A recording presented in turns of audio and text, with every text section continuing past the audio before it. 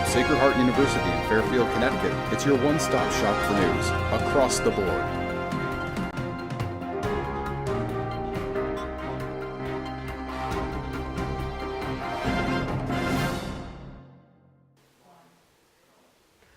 Welcome to Across the Board, a news magazine show featuring all things Connecticut and beyond. I'm Colleen Mason. And I'm Leroy Moulton. We begin our show with pollution that is causing a great harm at Milford Beach. In the aftermath of Hurricane Sandy, towns like Milford along the Long Island Sound have rebuilt but face big blood insurance rate hikes. Our attention is now drawn to the overall well-being of Connecticut's watersheds. One of the largest watersheds is battling a new epidemic of plastic waste that is affecting many components of the state's waterways. Reporter Leah Silendog has the story. 80 million tons of plastic is produced each year. 30 million tons of that plastic is produced by the U.S. alone. Of that 30 million tons, only 2.7 million tons of plastic are actually being recycled. This means only 9% of plastics are being recycled, leaving the other 91% unaccounted for. The unrecycled plastic is finding its way into ecosystems, watersheds, and even the food chain. We caught up with environmental activists and volunteers at the Audubon Coastal Center in Milford, Connecticut to see what people in the community are doing to help alleviate these issues of pollution. And I grew up around the ocean, and I've learned a lot over the years about how our stewardship of the water and how we treat the environment directly affects not only the fish and the birds, but us eventually. When we do these beach cleanups, we find a lot of plastic. There's plastic everywhere. And what a lot of people don't realize is that birds and turtles ingest that plastic and eventually could kill them. So the plastics also are a biohazard because they don't biodegrade, they microdegrade into tinier and tinier pieces. And then birds actually eat them. When we're doing a cleanup like this, we're not just cleaning it up so it looks nice, we're doing it because it helps to make our environment more healthy for the birds and turtles and other animals that live in and around it. A lot of people don't know is that plastic never actually really disappears. That plastic doesn't both biodegrade, it photodegrades, which means that it never completely goes away. It breaks down under sunlight, but all that means is that it becomes smaller and smaller and smaller particles until it's just the polymers. Those polymers become dissolved in seawater and it's ingested by animals, winds up in the food chain. So plastic is something we really need as a society to really seriously use a lot less of and make sure that we recycle what we do use. To do more of giving back, both to other groups and to the wildlife, that there's just so much trash that keeps piling up, and do a little bit of picking it up. I always try and do that on my dog walks in the Naugatuck State Forest. I figure even if I can only manage to get one piece of trash picked up, that's one piece of trash that comes out. It doesn't take much effort really. It's just a matter of going out and spending a little time cleaning up, and also on the prevention end, not using plastic bags, not using plastic bottles, and if you have to use them, recycle them. The less plastic there is out there from daily use, the less winds up in the water. Environmental activists and volunteers gathered at Milford Point to not only restore the cleanliness to the beaches, but to also improve the quality of life of Connecticut's indigenous wildlife, as well as its people. Recycling, reusing, and cleanup events are simple ways people are able to minimize the amounts of plastic that end up in the environment and our communities. Now we shift our focus to Groton, Connecticut, home of the U.S. Submarine Force, where we find a heart-filled moment with our troops. Friends and families are reunited with their sailors after the USS Dallas returns to base. We go to Erin Howard, who has the story. I'm here at Eastern Point Beach in Groton, Connecticut. Behind me, you can see the Thames River, and just a few miles upstream is New London Sub Base. The base is home to almost a dozen boats, and if you're lucky, you can watch one of these boats being pushed out to sea. But the best view is a view of the boats coming home to its home port to see its family and friends. Emotions are often quite high when families are reunited with their submariners. and families of the USS Dallas were more than ready to welcome home their sailors.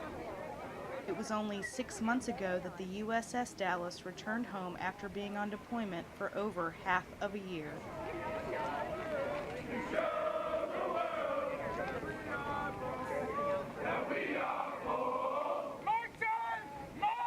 What organizations helped to sponsor the homecoming event? Today we have the USO here, we have Navy Federal Credit Union, and then a lot of our sponsors actually came from the Dallas family members themselves. Right now we're just helping the Dallas wives support their husbands for coming home. We're selling their merchandise, and they have some ribbons that we're putting together to show our support. How long has it been since you last saw your husband? 7 months. What's the first thing that you're going to do when you see your husband? Kiss him. And can you describe how you're feeling right now? Just very, very excited. Just ready to have him home for a little while. Families waited in anticipation as the boat was moored to the pier, as some families were given the opportunity to have the traditional first kiss. The first kiss, they do a drawing with our FRG group, and I was one of the lucky people to get it. So we just run up there and we get a kiss before all the rest of the wives get to see their husbands, and it's just kind of a fun thing to do. Amanda Longnecker had a special surprise for her husband, Kyle. After the first kiss, Amanda was like, hey, we gotta go get the stroller. And then as we're walking back, I had this old man start running at me. It was my dad. My mom came, and then my 2 nieces, and then my grandma. What's that, Daddy? Chocolate? When they're all done, Mommy lets you have one. It's really nice having them around. Just It's an really extra good. set of hands, and just to be able to be together. And Waking up next to them, getting up having breakfast every morning with them. And the Longneckers are looking forward to Kyle's next assignment. Are you excited about going to Hawaii? Very excited. Hawaii will be a lot of fun, and warm weather, and Get out in the cold. Daddy. being Been in the cold outside way all too the long. time, and Yeah. being on the beach, Think you like the beach? and swimming in the ocean. The ocean? Yeah, The big ocean. it is a big ocean. The Longnecker family got a surprise shortly after the boat returned home. A decommissioning of the USS Dallas was extended for a period of time. This means that the boat is actually going to be deployed again despite previous plans. Amanda and Zoe spend their days together at the park while they wait for Kyle's return. Drive, set, go. They all look forward to the day when they'll be moving to Hawaii next fall and a plan to make up for lost time on the shores of Pearl Harbor. From across the board, I'm Erin Howard, Groton, Connecticut. Coming up after the break, Sacred Heart University celebrates Criminal Justice Month at the Shine Auditorium. We'll be right back. We live in a digital age in which days have become minutes and competition is fierce. To successfully navigate the new media landscape, professionals should be trained in the latest technologies by established leaders from the media and communications industry. Hands-on experience and a real-world portfolio are vital to thrive as a 21st century communications professional. MACOM brings all of this and more together in one program, located on the Gold Coast of Connecticut, near the media capital of the world, and delivered through a flexible curriculum designed for today's graduate student. MACOM offers concentrations in 3 professional areas using the latest technologies and a hands-on curriculum. Corporate communications and public relations. Learn to plan, create, and distribute multimedia publicity for companies and nonprofits. Digital and multimedia journalism. Become a news crew and all-platform media producer in the post-print era. Digital and multimedia production. Gain advanced digital production skills for today's media and entertainment industries, including sports, advertising, television, and digital filmmaking. For a new generation of communications professionals, a program designed for the digital age and today's job market. Less talk and more do. MACOM at Sacred Heart University. For the future of communication.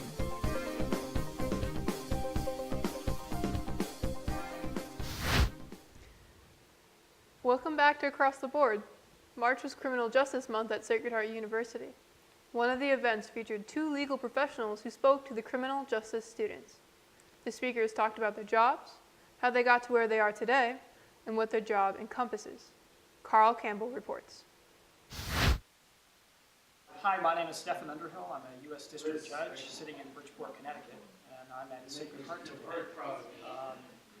because I was invited to address criminal justice students about federal court and what we do in criminal justice. My name is Frank Riccio. I am a federal criminal defense attorney, practice out of Bridgeport, Connecticut, appearing in all 3 seats of federal court in Connecticut. Also speaking to the students today about criminal justice in the 21st century, the challenges, the racial biases, if they do or don't exist, and what the future holds. Following the introduction, Professor Anthony Pappas started the proceedings. There was an opening on the court. There were lots of rumors about who was going to be the next judge, and one day I got a phone call from Senator Chris Dodd's office saying, we have an opening on the court, someone suggested you might be interested, and I quickly kind of picked myself off the floor and dusted myself off and said, yes, I would be very interested. My job is not to determine if this person is morally guilty or innocent. My job is to determine if legally he's guilty or innocent. So, with that said, many cases that I've defended over the years are, as Ms. Carlin prosecutes, drug cases, where it's conspiracy cases, importation, and interstate transportation of narcotics cases, but also the really difficult cases such as child pornography. After the event, criminal justice students talked about what they learned from the event. Positions that were here from federal prosecutors, the judge himself, I believe it's very interesting how all the positions coincide with each other and they all work together to get to the same result at the end of the case or trial or whatever may have you. I learned a lot from all the different positions that were here, and I look forward to coming to another panel together.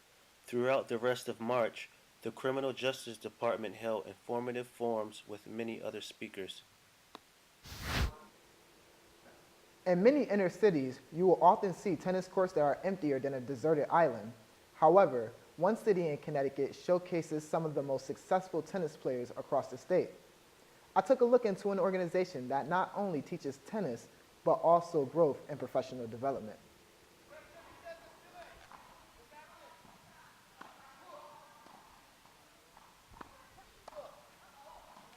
Norwalk Grassroots Tennis is a nonprofit organization. It is geared to help inner-city kids overcome the struggles of poverty and become successful individuals. Most kids in the program come from the projects in Norwalk, Connecticut.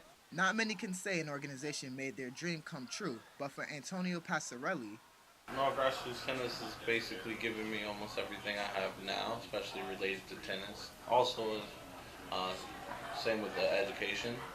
Without Grassroots, I don't think I would have been able to go to college.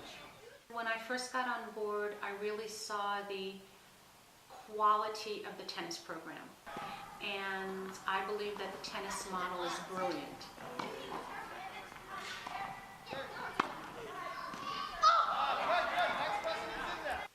throughout the week, mentors and volunteers help the students with life skills, education, and of course, tennis. Antonio talks about the activities. There weren't many groups that had, over 40 kids, and then now for the last 5 years we've averaged over hundreds of kids, which I think the progression and that in itself is a great feat. And the education, we have a lot of volunteers, which we never had before, and also the tennis. We've been able to get to many clubs, including this one here, also Wilton on Fridays. I want to be here every single day. I love it so much. It's like my tennis family. I love it so much. I just want to be here all night, every day, and mostly on weekends because I get to be here and have fun. It's not all about fun. Each year, students from Norwalk Grassroots enter the Arthur Ashe contest. In 2013, the organization had 2 winners. Pam Heckel talks about their success. I think it's wonderful because it shows that the kids are not only learning tennis, but they're learning life skills and they're learning to teamwork and all the things that they need to know to have a successful life, and they're able to verbalize it and put it down on paper. Anyone involved will tell you the program's success has a lot to do with head coach David Kamani. You cannot say enough good about David Kamani. For Norwalk Grassroots Tennis, he is the heart and soul of this program. A pioneer at Grassroots, David has built personal relationships and served as a mentor oftentimes a family member. I do remember the time years back when the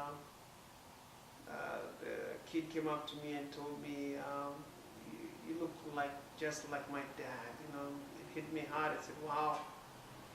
And the kid was a good player. He was listening. He was trying his best, and I felt a little special being considered to be. Initially, I thought I'm a friend, but now it was getting close enough to be part of the kids' family. This has been an Across the Board report. It really looks like that tennis program is doing a great thing for the community. That's a great story, Leroy. Thank you, Colleen. And when we'll come back, we'll take a look at a former athlete who lost his shot at his dream, but was able to experience a second chance with the Sacred Heart University Athletic Department. Stay tuned.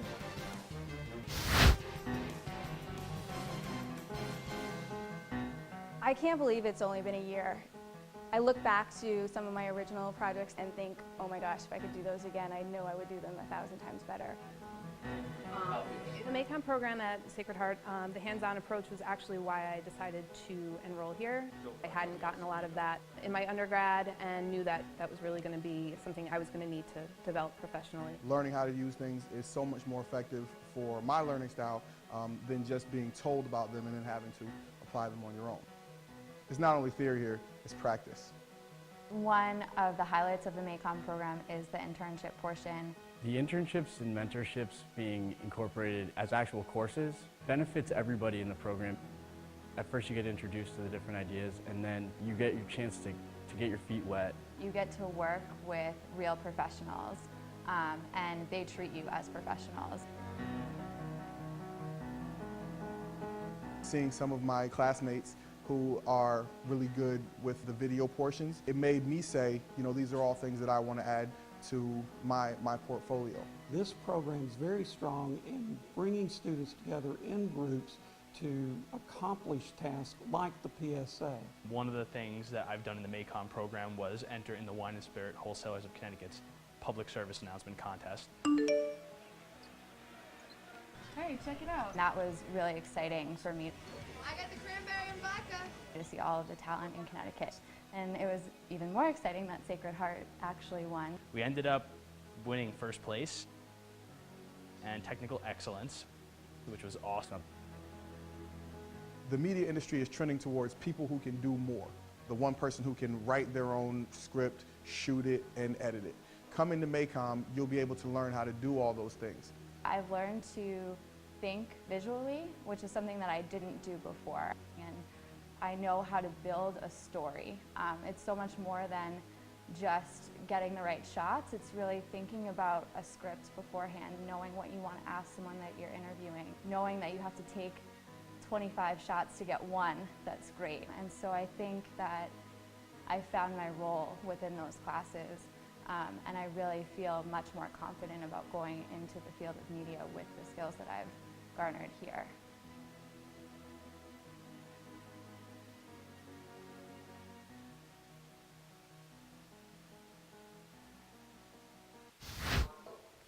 And we're back on Across the Board. So many young and talented inner city kids miss their shots at reaching their potential. However, there are those who rebound and make good on second chances. Tavares Tuck, a once promising basketball star, is now the one person Sacred Heart University athletics cannot live without. Here's our report. My best friend got murdered down here. And that's the worst thing I ever seen in it. Nothing's ever promised tomorrow today. From the shy like Tim, it's a harder way. So this is in the name of love, like Robert say. Before you ask me to go get a job today, can I at least get a raise on the minimum wage? Even for the most promising young man from the neighborhoods of Bridgeport, the future is never guaranteed. In life, like basketball, you often have to create your own shot, because all too often your shots are taken away. I had a chance to go to Johnson C. Smith University. I gave a friend a ride, and he dropped narcotics on the floor. Right now, they was going to charge both of us for 2.5 years of narcotics. I think it got down to the last 2 weeks of the trial, and he came out forward and said it was his. It was nothing to do with me. But it was too late. My college thing was terminated. They didn't want me anymore. Tavares Tuck, A once highly regarded basketball star missed his first shot at college, but that didn't stop him from rebounding his life and giving others the shot that he missed. Today, Tavares has made his way just a few miles from his old neighborhood to Sacred Heart University and is now the one person who the athletic department cannot live without. Tavares is our go-to person. There's not a day that goes by that we're not talking about something, sometimes 4 or 5 times a day. Athletics got a lot better when he got in this department. It's about our 31 sports here that he wants to try to make better, and he'll do anything for those sports.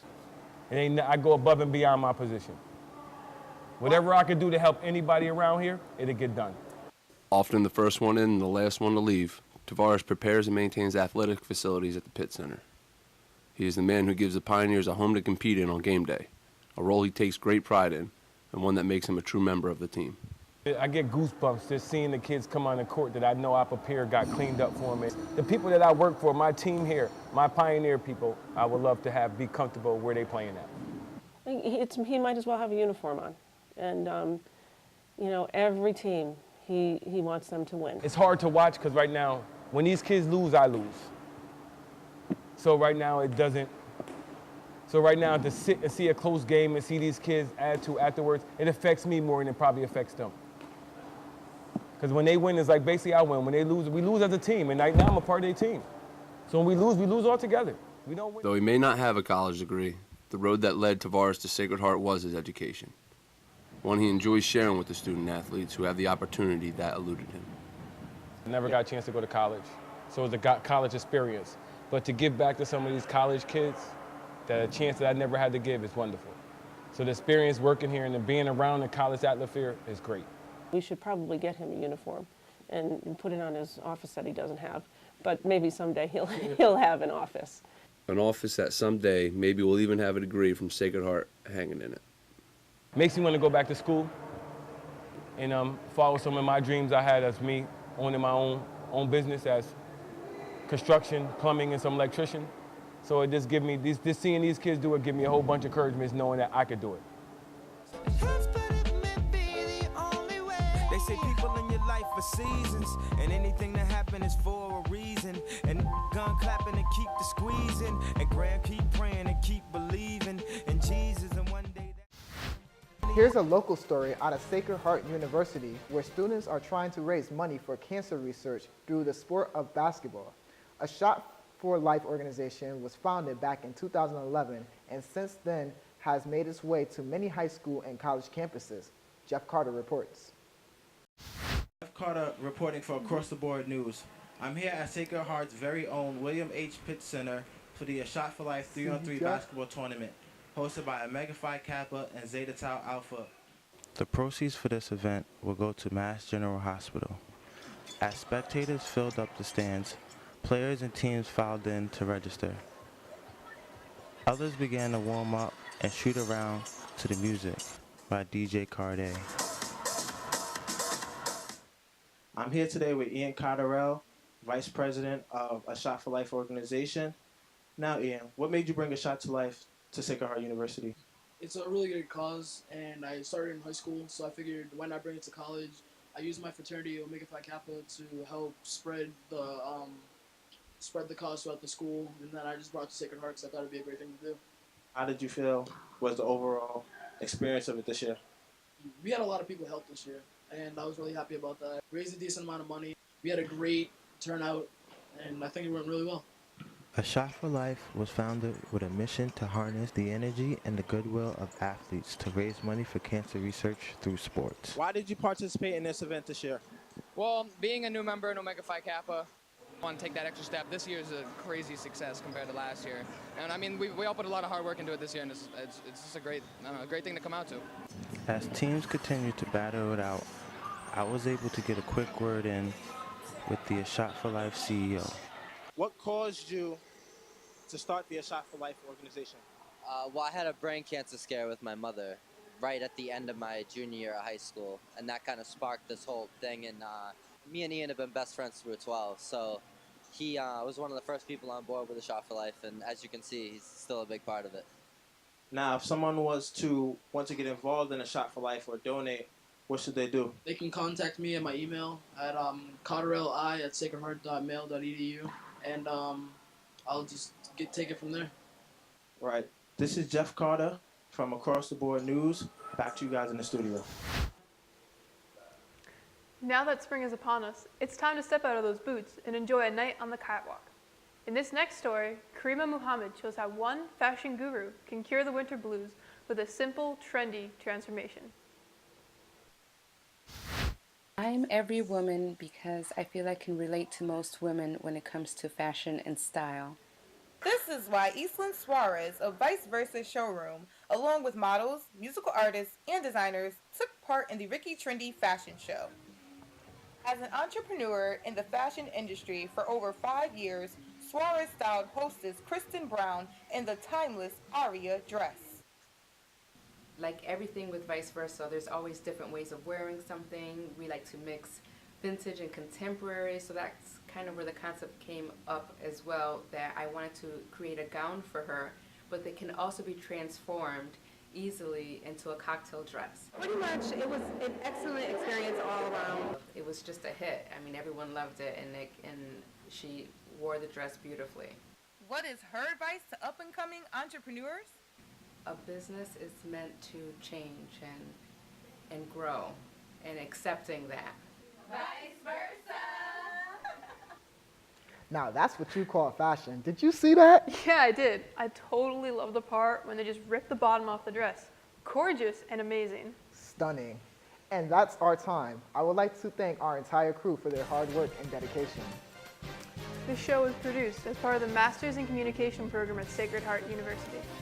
On behalf of all of us, thanks for joining us on Across the Board.